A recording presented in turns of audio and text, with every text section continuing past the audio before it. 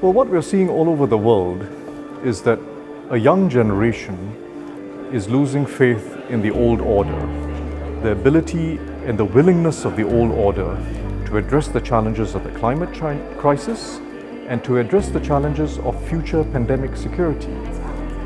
What the young generation is now doing, both collectively by voting in elections as well as organizing themselves in civil society organizations, is they're putting pressure on conventional politics and they're giving incentive to politicians, be they center left or center right or green parties and others. They're giving them the political incentive to respond to these challenges. Democratic politics and electoral democracy provides valuable incentives if the people who are voters act with their conscience, think about the challenges that societies face, and expect politicians to respond to those challenges. It's a powerful force. Talking to the minister today, I see that the globe is very much connected, and I see more clarity with my work, especially when he talks about change from the private sector. This is something I've been thinking very much about. And for me, I've always thought that for Nigeria, change is not going to come from the government, but the private sector as well. But I didn't know how this was going to come about. By him talking about the World Bank de-risking investment environments for the private sector, I think that was something worth taking away. Well, it's quite amazing for a master's researcher student to be able to meet such a dignified person and have a very intimate dialogue. I think, just through this conversation, he's brought in a breadth of experience working with various international actors into a single sentence, really, in 45 minutes, where he's gone from talking about vaccines to climate change to the World Bank, IMF.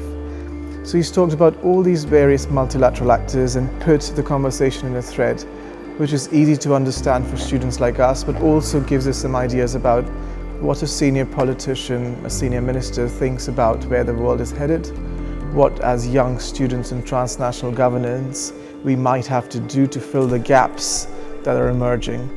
So it's really an incredible opportunity. So this is a really important issue, and it's a really transnational issue, and effectively we need to be protecting the climate, we need to be protecting ecosystems, protecting human populations, and the best way to do that is this transnational approach, sort of the governance without borders, and this is what we really need to be promoting. Well, we have to start by asking ourselves what the challenges we face are, nationally as well as globally. And wherever you look in the world, whether it's the advanced world or the developing world, the largest challenges we now face have to do with the global commons.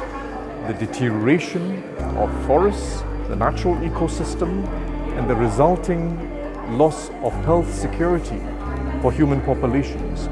These are the challenges of the global commons, climate risk and pandemic risk.